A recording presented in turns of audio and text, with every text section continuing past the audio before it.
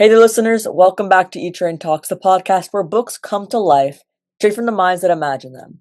I'm your host, E-Train. I'm a 14-year-old literacy advocate, podcast host, and the founder of E-Train Talks, Inc., a 501c3 charitable nonprofit dedicated to celebrating stories for all ages. And today, I have a guest who is basically the Avengers of comedy writing, if the Avengers were Jewish and had a few Emmys on the shelf.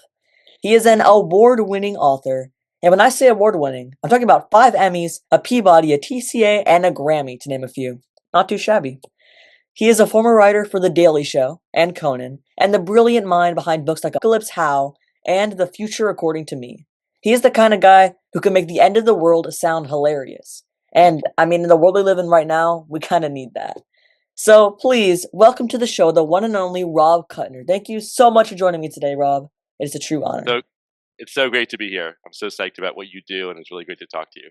Thank you. It's great to talk to you as well. And it's also, while at the time of recording it's not, when we post this interview, it will be Jewish American Heritage Month. So that makes this interview so much sweeter. And we have lots to talk about today, so let's dive right in with your newest book that recently came out, The Jews 5,000 Years and Counting. And I personally loved this book. I want to share it with the world. It was released in March, and it's the perfect book to celebrate during Jewish American Heritage Month and just in general. Whether you're Jewish or not, you're going to love this story. So can you share a quick introduction of what The Jews 5,000 Years and Counting is about? Yeah, so basically, it is a comedic but accurate overview of all of Jewish history, as I say, from Adam and Eve through Zabars, going from the very beginning of biblical times until modern day. And it was kind of packed into a tidy 224 pages with jokes and cartoons and different formats and stuff like that to make it accessible to, they sort of talked about a bar and bat mitzvah age and up, just a little bit younger than you, but also really through any adults, I think, who are just either Jewish themselves and want to know more, or allies and friends who are just curious. I feel like, Jewish history has been a little bit misunderstood sometimes nowadays, Yeah, and it's just a great way to kind of get like the story straight without having to read like an 800-page tome. for sure. Yeah, and with attention spans these days, kids need like a little short story. Not short, but short enough that can keep their attention. Not just And kids. yeah, that's true.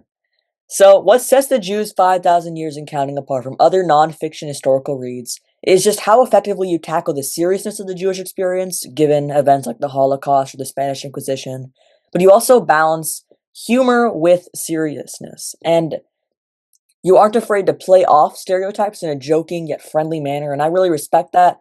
It's just the full Jewish experience, as you said, you show it off in your book, and you demonstrate how well you can weave humor into what are serious and sometimes heavy topics.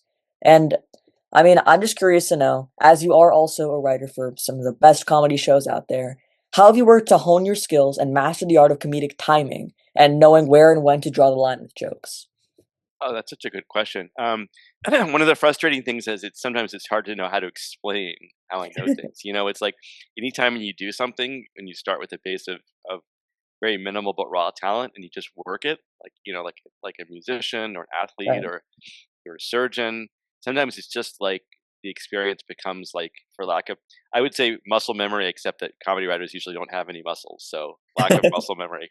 But really, the timing becomes sort of intuitive, and I guess the simpler version of it is I always start with the serious and then kind of lighten it up with a quip. Like you'll see the book is constructed that way a lot. You'll have actually a whole paragraph sometimes of information, and then you sort of round off with a joke, as opposed to sort of sometimes that you can make the choice to be kind of goofy while you're telling it, and then I think that people find that confusing.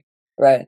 One thing I learned from doing monologue, especially for Conan, was set up punchline.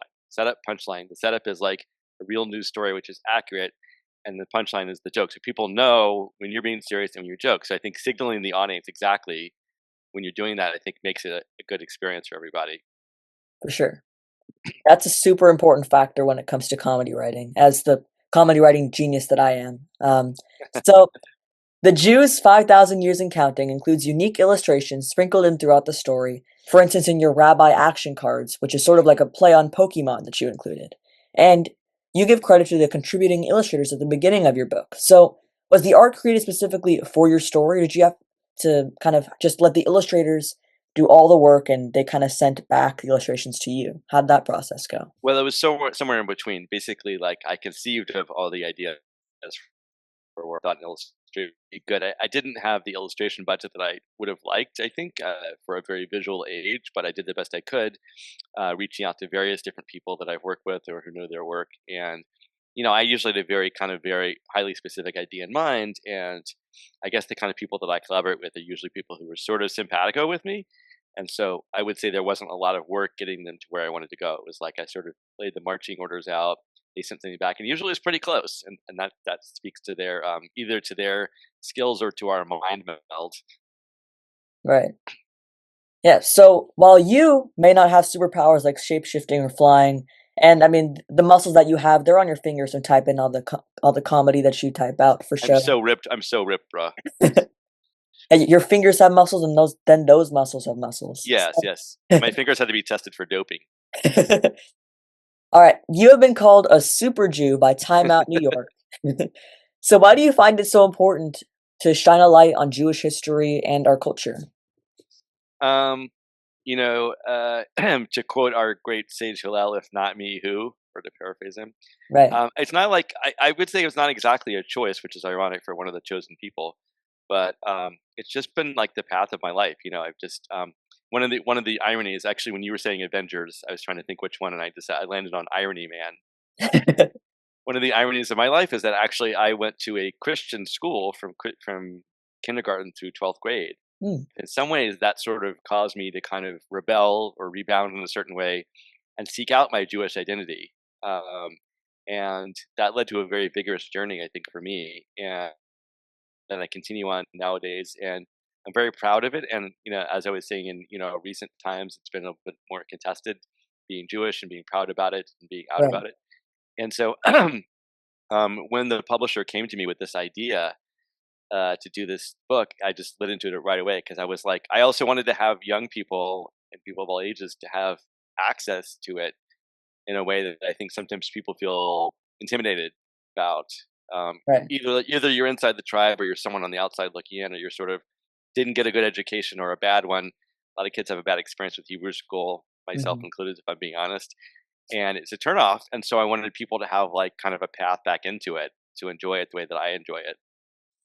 Yeah, it's super important. There are so many different ways to think about the Jewish experience, and I feel like when you add that comedic aspect, it's sort of like more of a welcoming aspect versus discovering the Jewish experience and what Judaism is all about through maybe going to the synagogue or something. Sort of starting slow with a book like this, and if you're really curious, dive into something else. So, Yeah, you really nailed it because that's what you may have noticed that I left a lot of stuff out of it.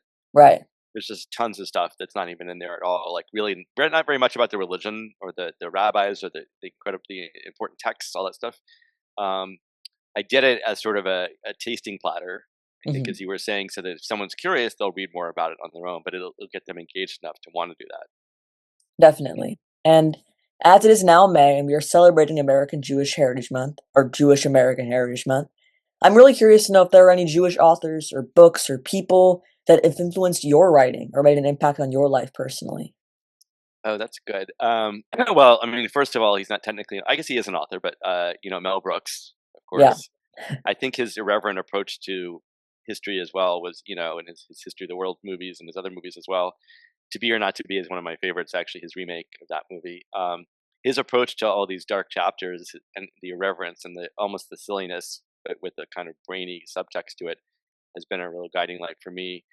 Um, I think Woody Allen to some extent with his sort mhm, of almost on the other extreme, like he's more like really comedic but really granular, grounded kind of analysis of human nature. I think with a bit of a Jewish lens. Those are filmmakers.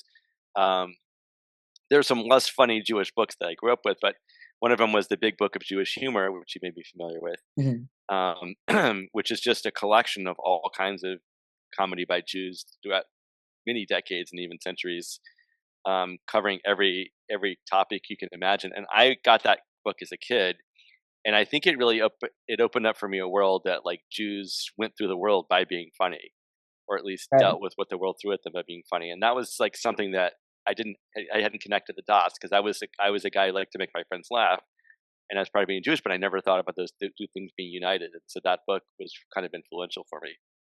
Definitely. Yeah, the Three Stooges were Jewish, Jerry Seinfeld Mhm. is Jewish, Rob Kutner is Jewish, some of the funniest people you Don't know. tell anyone. Oh, wait. Yeah, but some of the funniest people we know are Jewish, and coincidence? I think not. Of course, I don't wanna toot my own horn, but I'm also I think I'm kind of up there with, like, the Jewish You're funniness. definitely in the pantheon for sure. Yeah, I'm working on it. I'm working on my humor. You've got time. You've got time. So, as you may have seen on my Instagram story last night, I watched Bucket List, which is a Teen Titans Go episode that you wrote. And growing up, Teen Titans Go, I mean, we're talking about all this philosophical like subtext and stuff of comedy, but we're kind of going into the nitty gritty of potty humor right here. Teen Titans Go is one of my favorites growing up, and it was just really cool, kind of full circle to see. Hey, this guy that I'm interviewing, he wrote a show that was really influential in my life. Maybe my humor isn't as sophisticated because of it, but it's still a great show. And I'm just curious to know, specifically with Teen Titans Go, and maybe even with your other shows, what did you do to get your foot in the door of the television writing industry in general? Well, that's a long story, but one of the things you have to do in general is you have to try a lot of different things. You Sure. don't know where opportunities will show up in Hollywood. You don't know when they will show up. Um, you don't know if they'll be right for you or not. So Mhm. I came out here um, planning to be a sitcom writer, and I was really Oh, focused on really? that. And then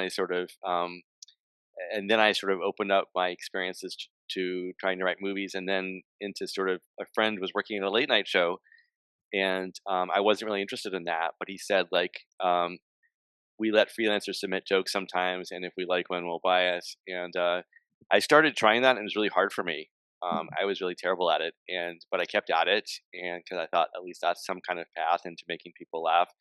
And eventually, that's the one that paid. Long story short, that's the one that paid off because I got better at it by working on it, and that's when the opportunity. That's when the door opened, which you could never predict. And so, it was that sort of openness and following a bunch of different options and trying things that were outside my comfort zone.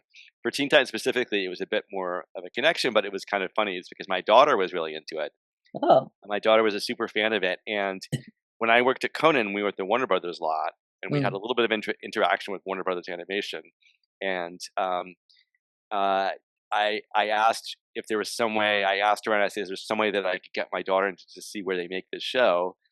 And finally, someone on that side was nice enough to just bring us over, and then I met the creators of the show, Aaron Horvath and Michael Jelinek, the original creators, who are super nice guys, and I just kind of kept in touch with them.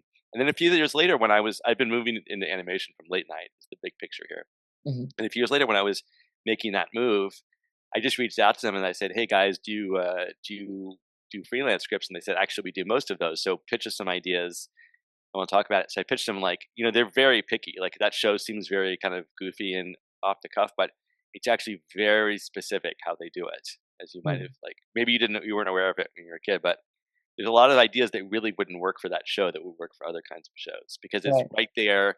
It's in this weird place between like the super serious franchise of DC and then like the outlandish comedy they do, but with a sort of reverence. Some of the sort of reverence and irreverence that I like to bring as well to my work. So Yeah. it's in a very narrow niche, and so I pitched them like 25 ideas, and they like one of them, you know. And then I came in, and then we sort of worked it out together, and then they kind of like redid ideas. I did like again, they have a very specific vision, which is one thing that makes their show so memorable, is because the tone is very specific. Um, and then I sold another one to them as well, and then they new people took over, and they brought in their own writers and stuff like that. So Mm. that one didn't get made, unfortunately. But I really learned a lot from them about how to sort of, kind of. I don't mean to compare myself this much, but really like taking sort of kind of iconic characters that are usually taken very serious, as opposed to Marvel, which is kind of silly and goofy already. Right. Taking really sort of super serious characters and knocking them off their pedestals, which is what that show does so well, and which is that's my vibe as well. Yeah. And I mean, Teen Titans Go, I mean, I vividly remember, like, there's some episodes where they talk about pyramid schemes in real estate, and then the next one Right, is right. like completely, I guess, not necessarily falling off a cliff in humor, but I guess if you consider yourself like a highbrow kind of person, which I think all humor is really awesome. But if you consider yourself highbrow, you may not watch the next episode. That's just what made it so unique and, like you said, so specific. The specificity. It's like the hardest word in the It English. is really hard. Yeah. But yeah, that's what made it so memorable, like you said. I think also like you're putting your finger on something else, which is that it's aimed at both adults and kids. Right. Like it's definitely like aimed at sort of, I'd say like me, kind of like Gen X parents and stuff like that who get those references and stuff Yeah, like that, and then also kids. So which is also a hard thing to pull off, like to get it right in the middle where it's like fun for everybody, I think. for sure. Yeah. And talk a little bit about you specifically, not necessarily your books or I guess the writing that you have done, but I mean, just in general, you are a 5-time Emmy winner. And I mean, you probably know how awesome that is, but it blows my mind. I'm just curious to know, maybe, I know, like with some authors I talk to, they maybe have won like one specific award that they can kind of like pinpoint how they felt or where they were when they received that award. Is that something that you can do, or just kind of what were the emotions that you felt in general? Oh no, it was a wild ride, and I want to be candid as well that in a way there's an element of luck to it, or good fortune, or being blessed or something like that. Because what happened was I started off. My first job was on HBO's Dennis Miller Live. This is the comedian Dennis Mm, Miller, who was big on SNL back in the day in the '90s, and had a great show on HBO. And I got in the sort of tail end of that, and then that show ended, and then I got this, and then I was looking for another job, and the Daily Show is kind of this juggernaut now, which has launched so many other shows, so many other comedians, but it wasn't really any big deal back then. It was kind of just starting off. Jon Stewart had just taken over. mm, People had kind of a mixed review, but I noticed that the quality, and also it was in New York and I was in LA, so I applied for it, but I was like really wary of it, and I'd have to move to New York, and I was married, and my wife was working out here, so we would have to sort of live in different cities sometimes. So it was not a no brainer, but I just noticed the quality of the writing was really good, and I thought this seems like a really good thing to try to like be involved with, and so I applied for it and eventually got that job. And as soon as I walked in the door, it just took off. Now, but it started in the 2000s getting attention, and then it started getting Emmys and all that. And I felt like I was just really blessed to be on that ride and just be like one part of that one little part of that mechanism when it was going off. So that was just like you're on a roller coaster for sure. right. And then it would just win year after year, and it was just crazy. The first year when it first happened, I was both overwhelmed and also I was sick as a dog. Like I was, and when you go to the Emmys, super warning, humble brag coming up. When you go to the Emmys, it's an all day grind because like you have to go in the middle of the day, um, and they load you in, and then it's actually kind of a long thing when they tape it, and then you're there through it. There's a dinner at night, so you're there like all day long. And I was feeling like physically miserable and then emotionally ecstatic. So it was a very strange combination of things. So is it when you see the Emmys or see those sort of award ceremonies, are you seeing it live or is it kind of pre-recorded? It is live, but they take so long to set it up that like you kind of have to be in there early, and then you have to like, and also this is funny, like the traffic is so bad in LA that to get all these cars and drivers and all these celebrities and everybody there, they have to you kind of have to arrive early because the traffic just slows down to a snarl. So Right. it just becomes like a long thing. Not Mhm. that it wasn't fun, but it's very weird in a certain way because you think it's like I'm going to show up and they're going to hand me an award, and there's like 30 awards they give away that night, so it's a long evening. And my mom wanted me to ask you this. Do each of you like get a specific like kind of Emmy like trophy, or is that like one and all encompassing sort of thing? Well, in this case, I got one. It's been every member of the writing staff. We got it for best writing. So if it Mm, was, if it was for best show, which we also won, it would be just like Jon Stewart and the executive producers. right. Because I was on the staff, every member on the staff gets one. In fact, I can show you if you want. Sure. Yeah. When I go,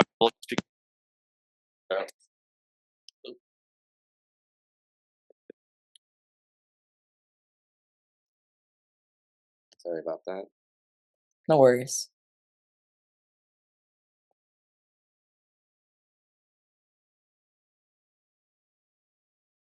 The anticipation is killing me. You see him right here behind the crows. That's awesome. That's super cool. So that's the Jewish part of this that you'll enjoy is that I have four you can see there. My mother has one of them. I gave one of them to my mother. You know, one day when I'm doing comedy writing or doing whatever I'm doing, that's probably what I'm gonna do as well. And she won't even have to ask because I know I can read her mind, the Jewish mother mind. What a nice boy. I'm a good Jewish boy sometimes. Yes. So my mother like puts that's in my hallway a little bit in the dark. My mother puts hers like where it's unmissable when you walk in the house. My brother said that I should hang one over the door so that if you try to break in, it'll slam you in the face. Push it up things. That would be cool. But yeah, like your mom, they just walk into your mom's house. Oh no, Biggie, my son has an Emmy. Oh, Fine. did you notice that? Yeah. I bet your kids didn't give you Emmys.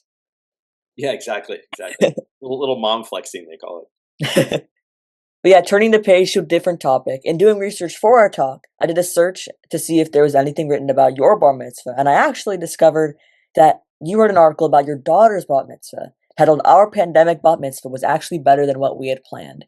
And in the article, you talked about your family's experience celebrating your daughter's bat mitzvah during the COVID pandemic. And my older cousin actually had a very similar experience. And funnily enough, the power in their house went out when it was supposed to be happening. So they did the Whoa. bar mitzvah at our house.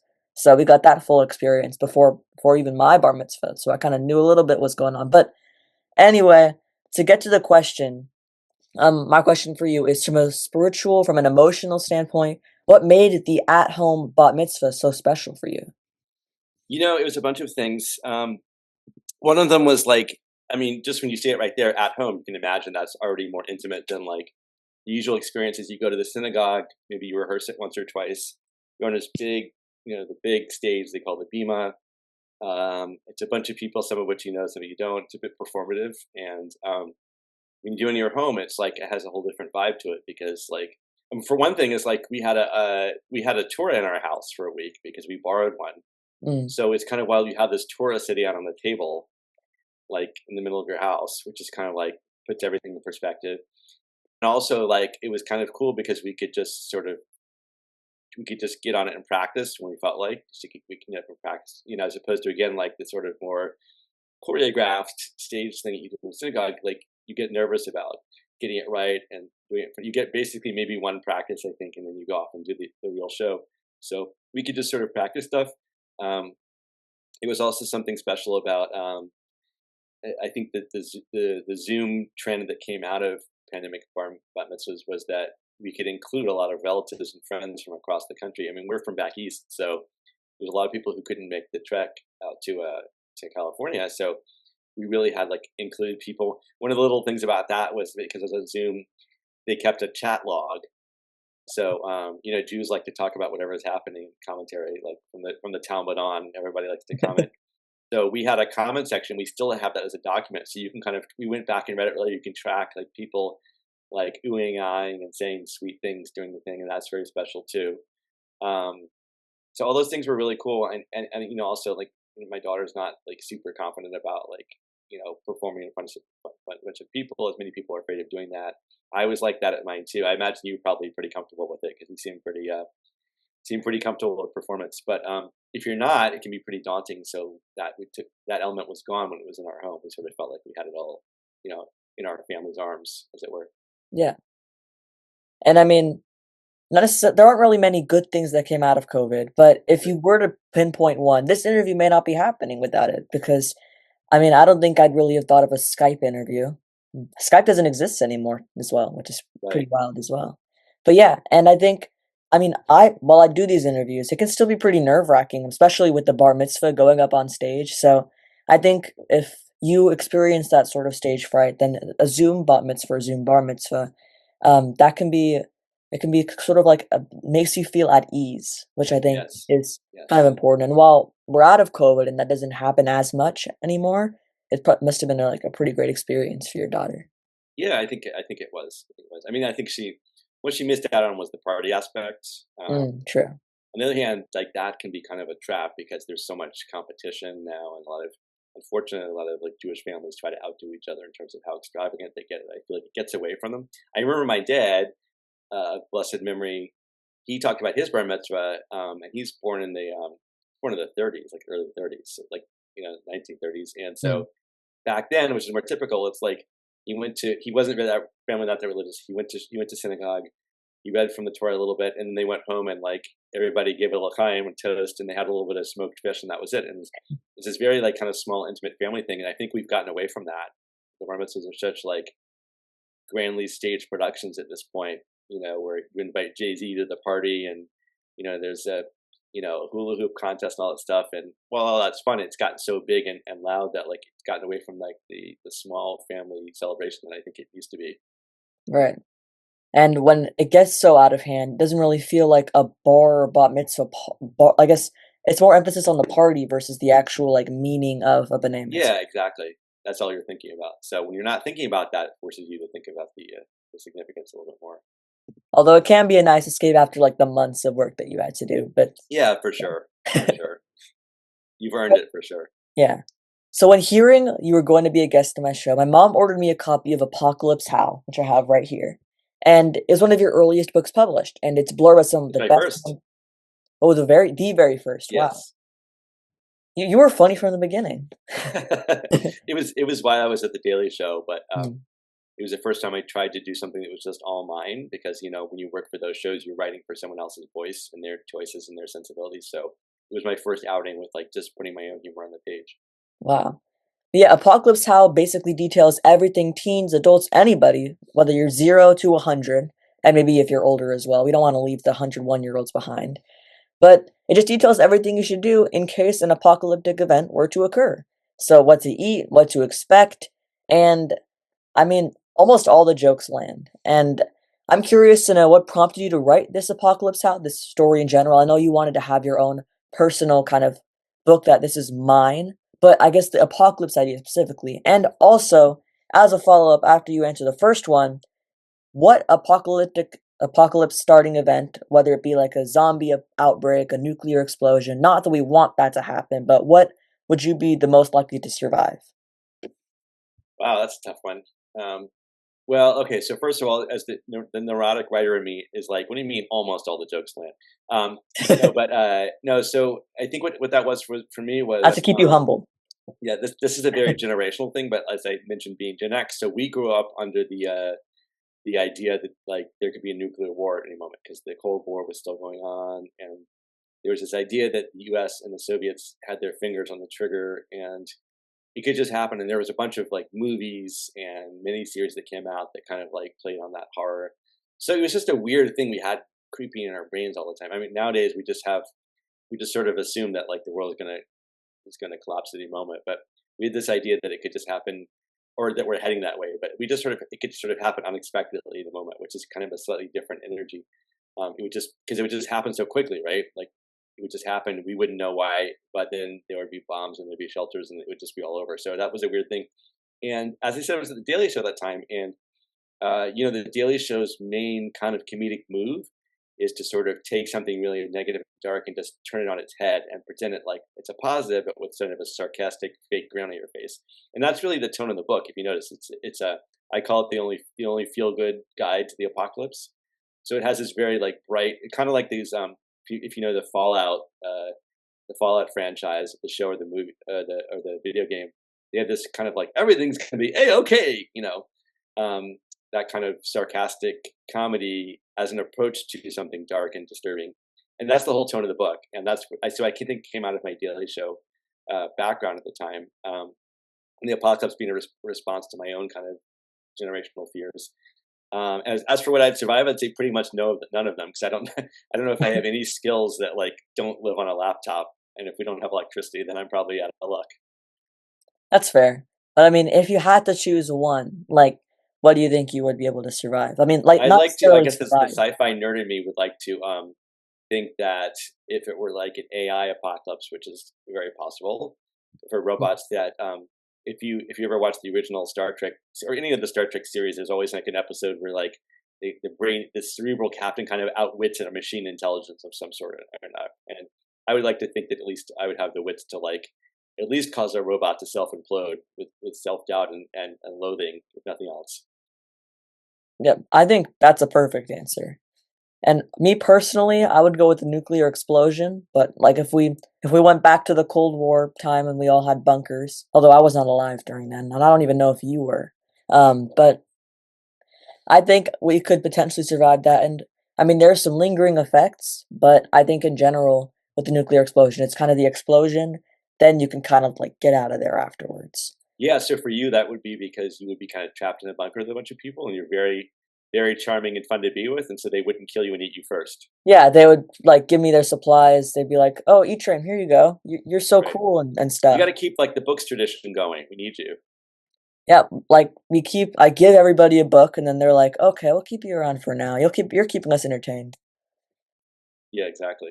But then the kids my Entertainment can be age are very key. It can trying. be very. That's a very boring apocalypse in a certain way too, for those to survive. While you're Yeah, it waiting, kind you've of been playing the waiting game. yeah, it kind of takes the apocalypse away from the apocalypse.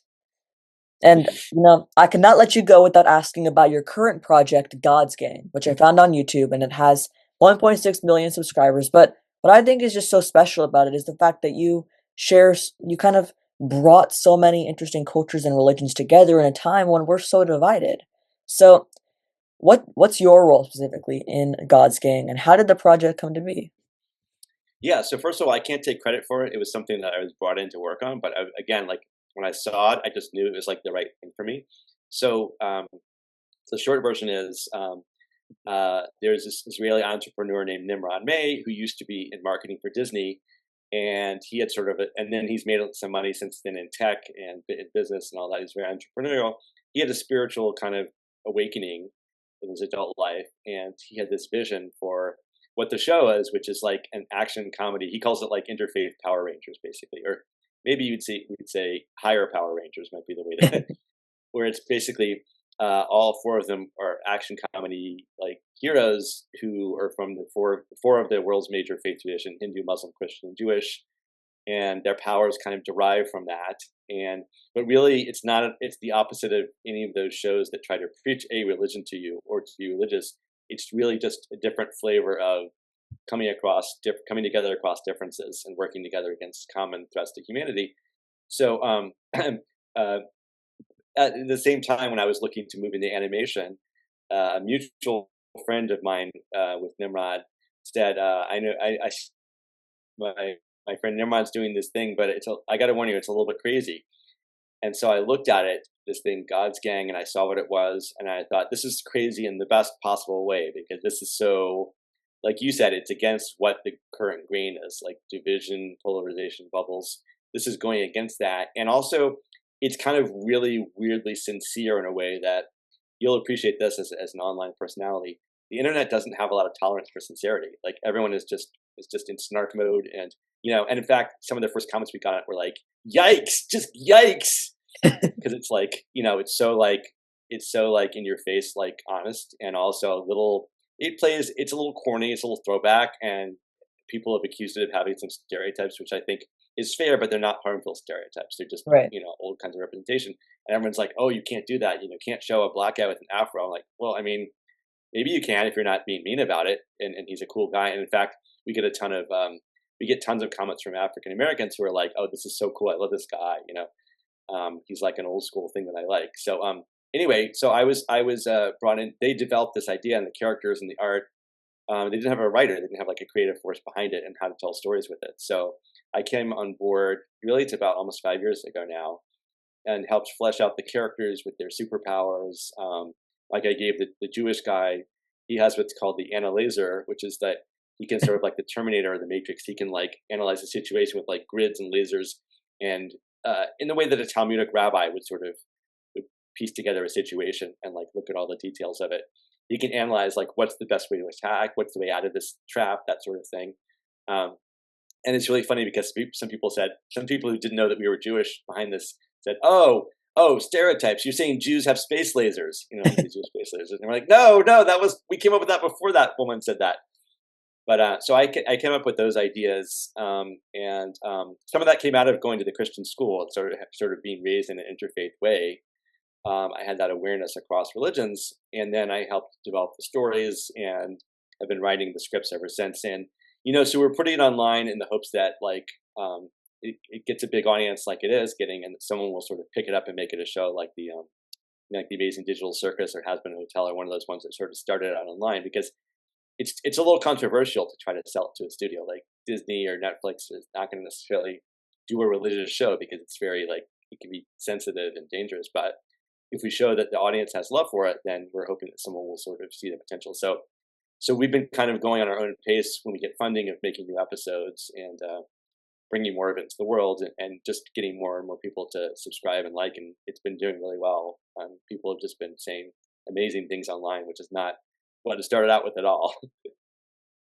Yeah, and I think it's one thing to like have stereotypes, but in a cruel way, like you mean to actually be racist or just be cruel towards a specific group. But when you, I guess, kind of have stereotypes, but you don't really mean it in that way, you just want to be kind of welcoming and encompassing of different religions and different ethnicities. I think that's like there's a fine line between the two, and I think that you're doing a really good job, your show as a whole, of uniting different religions, uniting people, and that's what God's Gang does.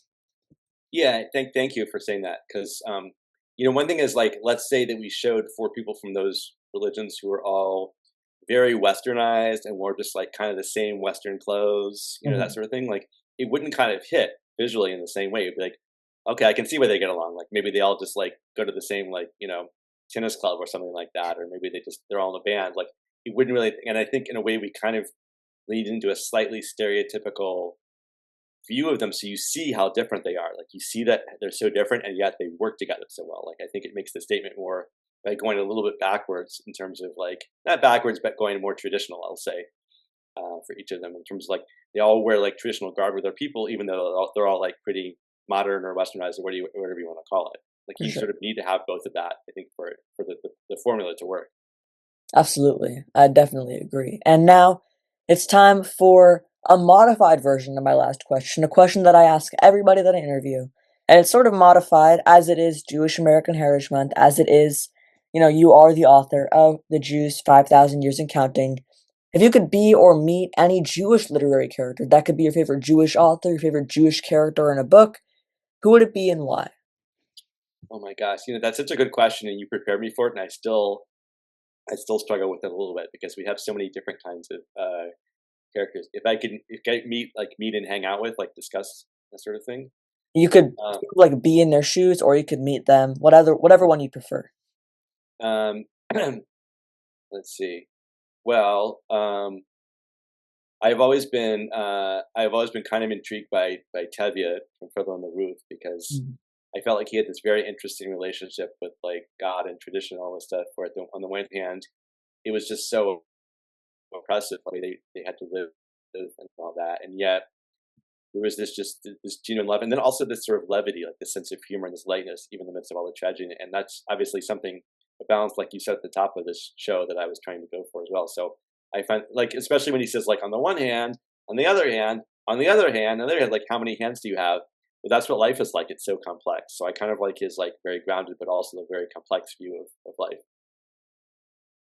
Absolutely, that is a fantastic answer. And actually, I've not received that answer before when interviewing somebody. So that's awesome. And I'm sad to say, but that was the final question of the interview. It's a wrap. But as they would say, maybe Conan or something. Um, thank you so much for being here today, Rob. I'm so grateful. I learned so much from you, and I'm just so glad you took some time out of your Sunday. This was a delightful use. This is my best Easter ever, I think. It's great to talk with you. I love your thoughtfulness. And I love what you're doing, and I appreciate everything you've said online about the book. And you're helping to raise the excitement and awareness of it has really been super helpful, and I'm really grateful for that as well. Thank you. And thank you for being you. This will not be an interview I'll soon forget. I don't think I'll ever forget it. And everybody, as sort of like a recap, from writing for The Daily Show and Conan to authoring hilarious books like Apocalypse How, The Future According to Me, and his newest novel, The Jews 5,000 Years and Counting, Rob brings laughter and sharp wit to screens, stages, and bookshelves all over the globe, including my bookshelf that I have right behind me. It has been an honor to get to learn from somebody who has been around the business that I'm actually currently interested in entering in the future.